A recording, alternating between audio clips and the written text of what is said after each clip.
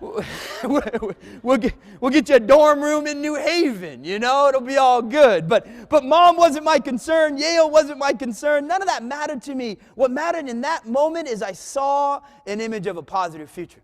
So if you're a professional, if you're a teacher, if you're a mom or dad, I would put that as the essence of your work. Can you cultivate that image for the young person you care about? And many people in this room right now, you can be that image of a positive future for somebody else. You can be that person. It doesn't matter that celebrities have dyslexia to a young person. That doesn't matter. It doesn't matter to me that Whoopi Goldberg's dyslexic. Not really. It doesn't matter to me that Tom Cruise is dyslexic or was dyslexic until Scientology cured him, all right?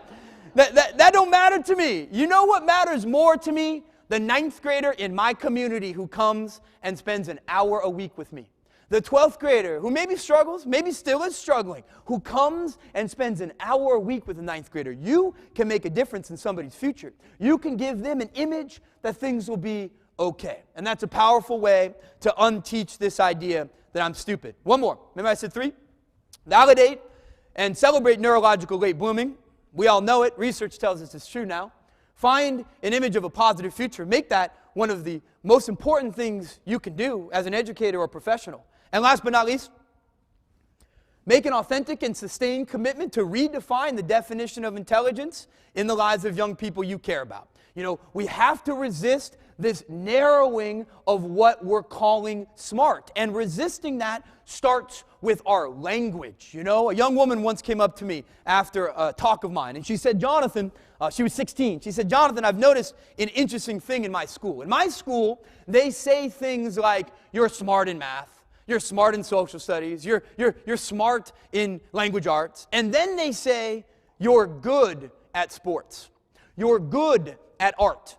You're good at building social relationships. Do you all see how that distinction between smart and good demeans the latter set of human intelligences? Smart at sports. I'll tell you, a guy who can read the court on the basketball floor and keep all those variables in mind, that's intelligence, especially when Duke is doing it, right? Just kidding about that one, guys. Somebody who can create art, somebody who can create paintings and think creatively about the world, that's not a hobby, that's not a skill, that's intelligence, right? Redefine what it means to be smart. Redefine it in your life. I'll tell you something right now, right? I went to an Ivy League school. Some of the smartest people I've ever met in my life did not go to that school. They did not read well. They did not write well, but they could rebuild things with their hands from scratch. And the flip side is some of the stupidest people I've ever met in my life have had PhDs, right?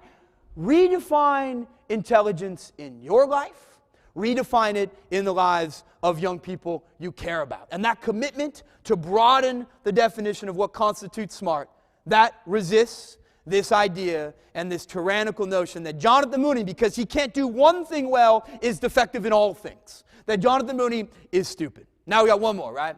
I said 3 ways I was taught to see myself. Stupid, crazy, and now last, lazy. The elephant in the room. Because after you're called stupid enough, after you're told that you're bad and you chill out in the hallway most of the day, you start to appear to others to be lazy. Now y'all can already see in my language, appear to others. I don't buy laziness. I don't believe in it. I don't think it's an accurate description of the phenomena in front of you. I don't think it's an accurate description for 2 reasons. Number 1, often young people like me are frankly the opposite of lazy. They're resilient, they're courageous because they face a situation every day that most people would have quit and went home if they faced, right? Young people like me, the amount of energy it takes to get through one class is probably the equivalent of the amount of energy a normal kid spends all school week.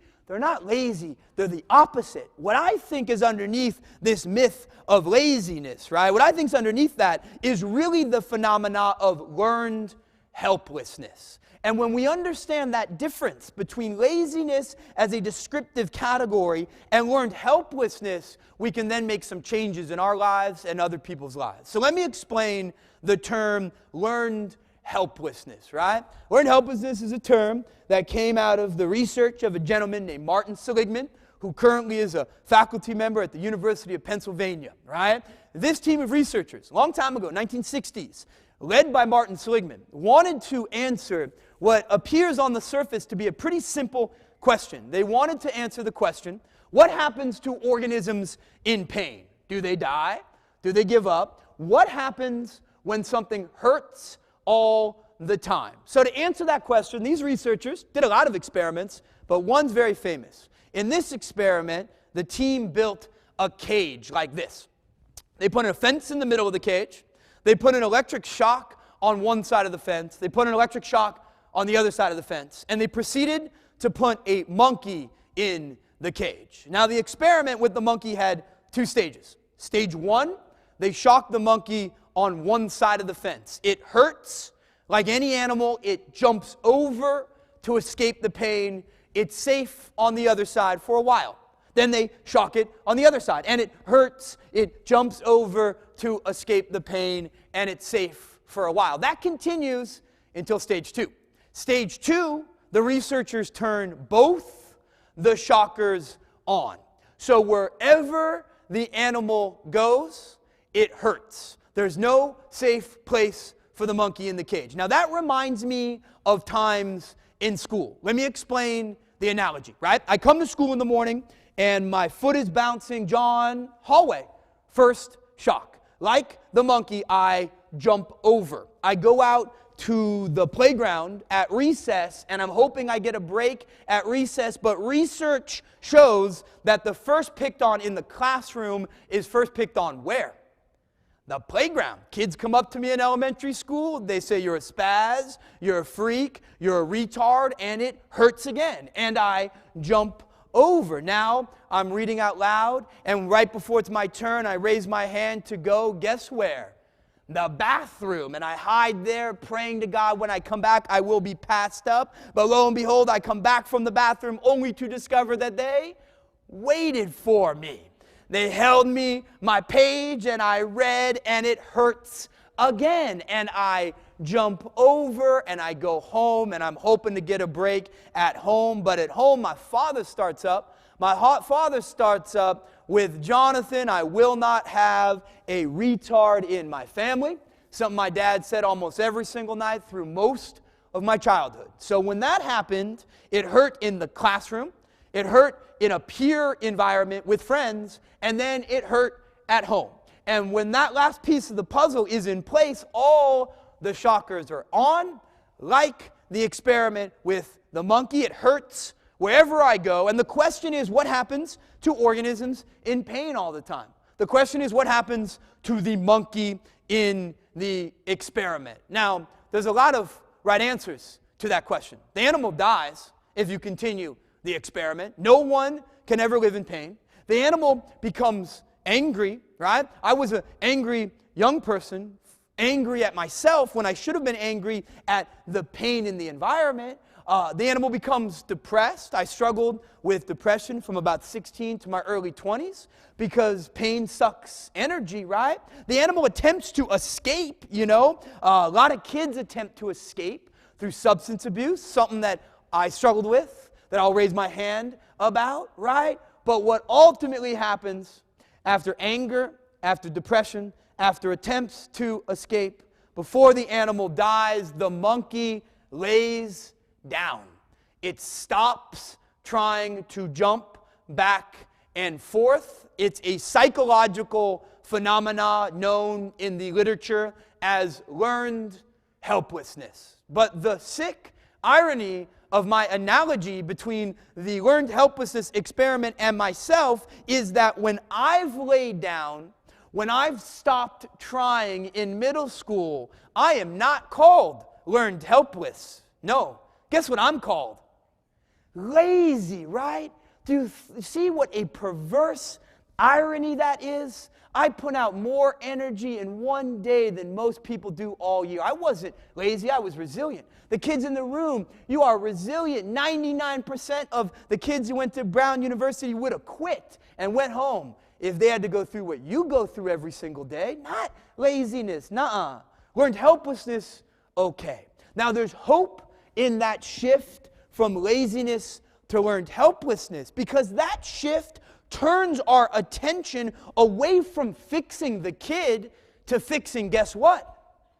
The shockers, right? It says what we should be doing is not yelling at a kid to buck up and work harder, but we should be making it hurt less. That's the road out of learned helplessness. The road out is making it hurt less. There's hope in learned helplessness, because if I've learned helplessness, guess what I can do with your help?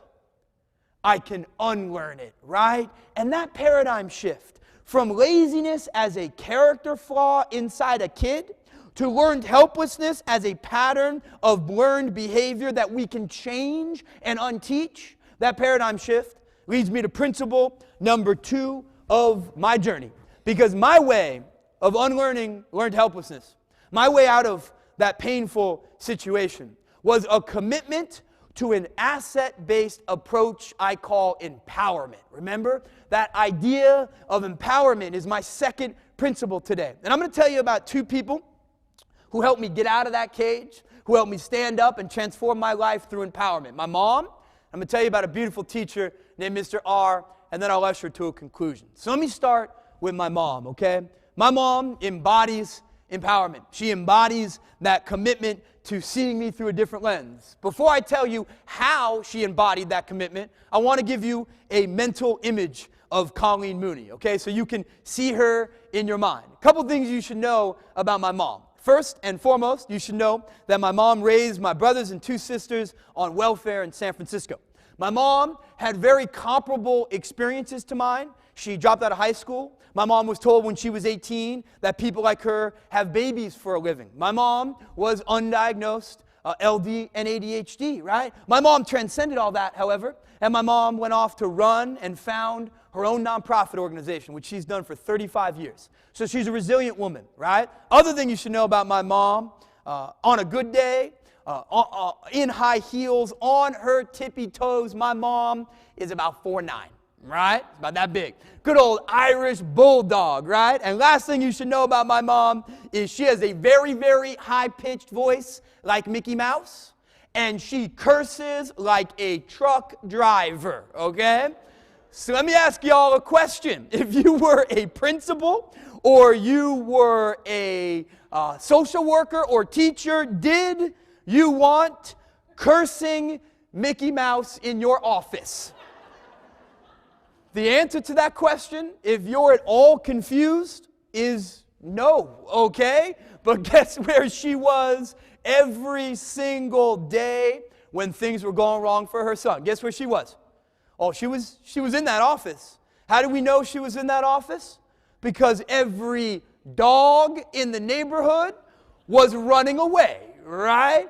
Only bats could hear her high-pitched obscenities, right? Glass was shattering. My mom embodies 2 things, okay? Number 1, she was an advocate for me.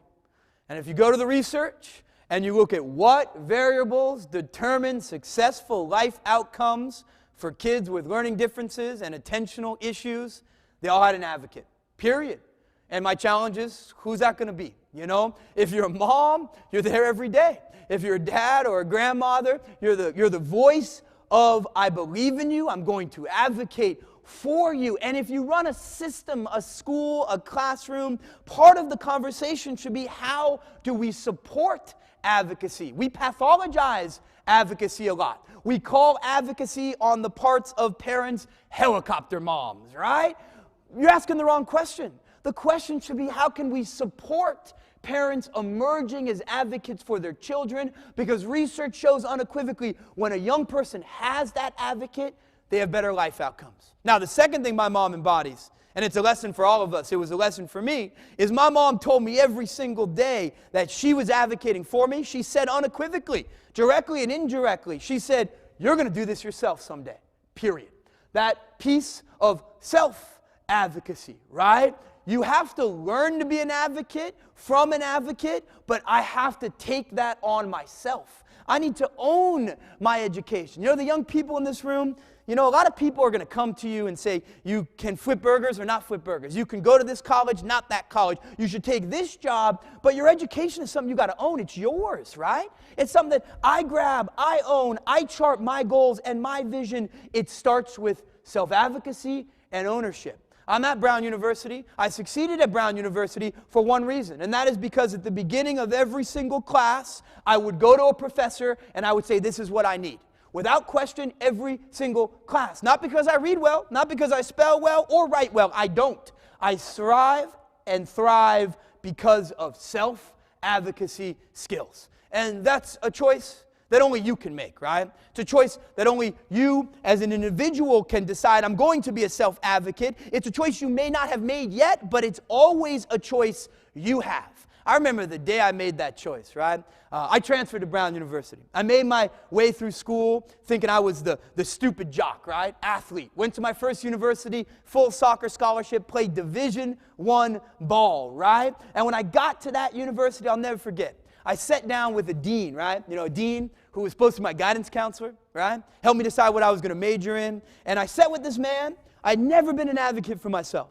This man had all of my paperwork saying I couldn't read, I couldn't write. And the guy looked at me and he said, Jonathan, what are you going to study here at LMU, Lyle Marymount University? What do you want to study?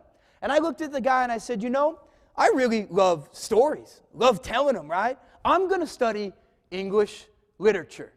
The guy laughed at me. He said, English literature? You can't read, you can't write, you should consider something less intellectual. People like you can't major in this. So I had a choice. Do I disappear like I always had? Do I say my mom's not here to be my voice and I have no voice now? No. The next day, I walked out of that guy's office and I enrolled in 4 English literature classes. And that man has an autographed copy of both of my books on his desk, right? If you're a young person, you got anger about this experience. I'm not going to deny that. I'm not going to pathologize it. My challenge to you is, what do you do with the anger, right? Is the anger self-destructive? Is the anger abuse substances like I had done? No one wins. The only person who wins when you do that is the people in your life like Mrs. C. I transformed myself through anger. I said, I'm going to prove them wrong. And that was my catalyst to being a self-advocate. That is the most important thing I did in my education, right there, that choice. And it's a choice we all have. So let me switch gears here, right? I told you my mom, she embodies self-advocacy and advocacy in general. Now let me talk a little bit about Mr. R, this teacher who changed my life, and pull out some ideas about what he taught me about education and what it means. Now, before I tell you about Mr. R, I want to pause on some research for the professionals in the room for a moment, because I think it's really important that the professionals in the room understand what the research on resiliency is telling us. You know, resilient adults are successful adults. So there's a body of knowledge out there trying to identify what creates resilient adults. And this research is showing us unequivocally that resilient individuals have one thing in common. Not high IQ, not money, meaning they didn't come from privilege, they didn't come necessarily from a good background. Resilient individuals, the one thing they all have in common is they have one meaningful adult other than their immediate family in their life. And 95% of the time, guess who that meaningful adult is? It's a teacher, right? Hang out with that for a second. I love that research. Not 5 meaningful adults, not 4 meaningful adults, not 3, not 2, 1. The teachers in the room, you change a life, period. You can create resiliency. There is no other job in America in which you get to wake up every day and say, I'm going to change a life. And yes, that goes through our K through 12 teachers, but my challenge is, can faculty members think of themselves that way, right? Faculty members often think of themselves as experts in content, when research shows that your expertise doesn't change a life. It doesn't. Your presence changes a life. Your passion changes a life. Your relationship with a student changes a life. Can you be that meaningful adult? One, my life, it was Mr. R, right? And I just want to pull out some ideas that embody how he was that meaningful adult and how he approached me through a lens of what was right, not what was wrong, to empower me. The first thing Mr. R did, the first principle of empowerment that this guy embodied was represented on the first day I walked into his classroom. I'll never forget. I rolled into this guy's classroom a hurting kid. I wanted to disappear. I walked into his classroom and I wanted to just go into the back of the room, not talk at all. But Mr. R, right when I walked in, he came right up to me, he looked at me, and he said, "Jonathan, how are you?" I remember that like it was yesterday. And to be honest, Mr. R went off to get a PhD. He had all this sorts of fancy teaching techniques. I don't remember all that. I remember that moment when he said, "How are you?" Why did it mean so much? Because he was the first person ever to ask. Y'all should realize that kids like me, we go through an entire day without anyone trying to build a relationship with us. We're treated all the time. How's ADD? How's dyslexia? How's your backpack? How's the meeting about the meeting, right? And the person gets lost in the treatment. And Mr. R said, "Nuh-uh." Mr. R said, a relationship matters most. The research shows that powerful learning occurs in a relationship, period. You as an educator should wake up every single day and say, how do I build a relationship with the person in front of me? And that relationship starts with respect. You know, Mr. R asked me how I was doing. I parted my flaming red hair and I said, "Mr. R, school sucks for me." Was I lying? No. Did he call the school psychiatrist and get me diagnosed oppositional defiant disorder? No. He said, "You're right. You know, we have to talk to young people. We have to value their voice," which is something we don't do. Often, we ask kids in high school how they're doing, and we expect them to make eye contact and in their best diction say, "I am overjoyed to be in trigonometry at 7:30 in the morning," right? Come on now. You want to build a relationship, you respect the person in front of you, you let them voice dissent, you engage them as a human being. Second thing Mr. R did, this man, he woke up with a ferocious commitment to talent development every single day. You know, I used to go to my IEPs and all I'd hear about was what was wrong. I'd hear Jonathan can't sit still, Jonathan can't spell, Jonathan can't. And no human being can live from the place of deficits alone. You have to have a vision of what's right with yourself, right? Mr. R was the man in my life who said, "Nuh-uh, you put that out of your head." I'll never forget one day, the guy asked me what I love to think about, right? He said, "Jonathan, what do you love? I don't care what you can't do. What do you love?" And I said to him, "You know what? I love stories, because I always have. But I can't spell, Mr. R." The guy looked at me. I was in 3rd grade. And he said, "Jonathan, in my class, screw spelling." Screw spelling, man, yeah. Oh, you should have seen me just jump out of my body, you know, because somebody said, "What's right with you?"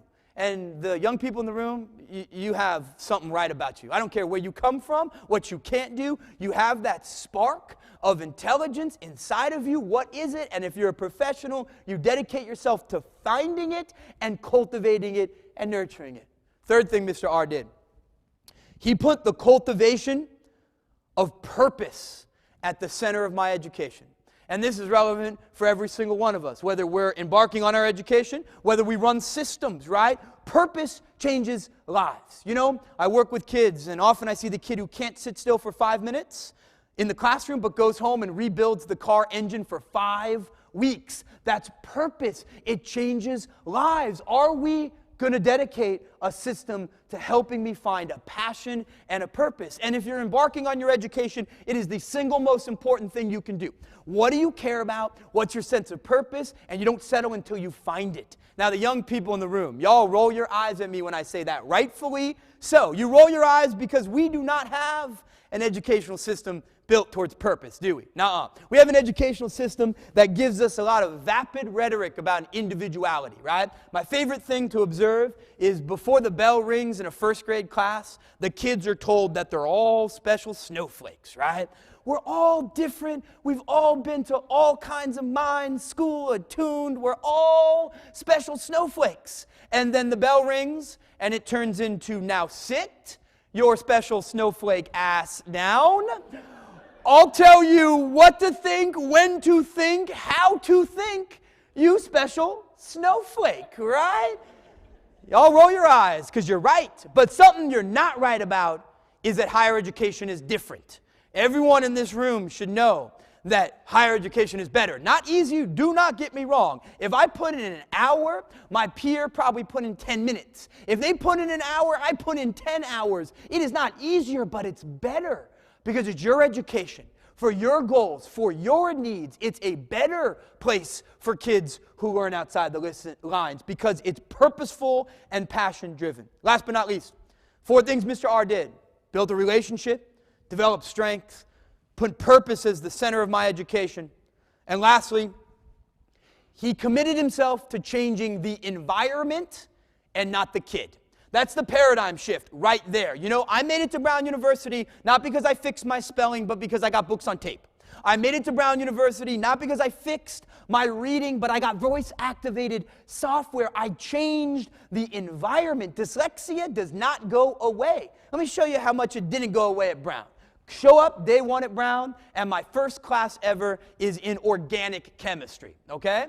But I confuse words that look alike, who and how look the same on the spell checker to me. So I wrote my first Ivy League paper on, of all things, orgasmic chemistry. Yeah. I got an A+, by the way, but now, it ain't going anywhere, and I don't want it to go anywhere. I'm not going to fix myself. I think there's value in dyslexia. I change the environment and not my mind. And I commit myself to developing a set of strategies and skills that allows me to work a system that wasn't built for me. And I do that because I don't believe in the normal anymore. I don't believe in the idea that I should be normal or strive for normalcy. And I want to end today on a brief anecdote about the power of instilling that idea that normal's broken in a young person. Not my life, but the life of a young person named Philip. And Philip was one of the first participants of Project Eye to Eye, which is a nonprofit organization that I founded at Brown. It takes college students with learning differences and it matches them to younger students who have similar learning profiles as mentors. Currently, we have 30 chapters in 23 states. But when we started, there was only 5 of us. Not 5 chapters, not 5 states. 5 third graders, 5 Brown students in a room talking about being different. In that conversation, 1 third grader, 1 Brown student didn't want to share. The third grader was Philip.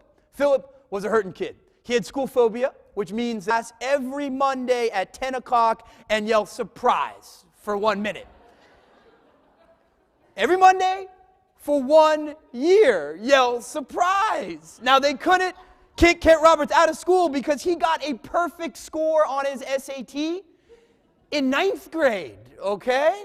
So Kent Roberts was this paradoxical man who defied normalcy, looking like Jesus, yelling surprise, you know? He goes over to the other side of the room with Kent and Philip.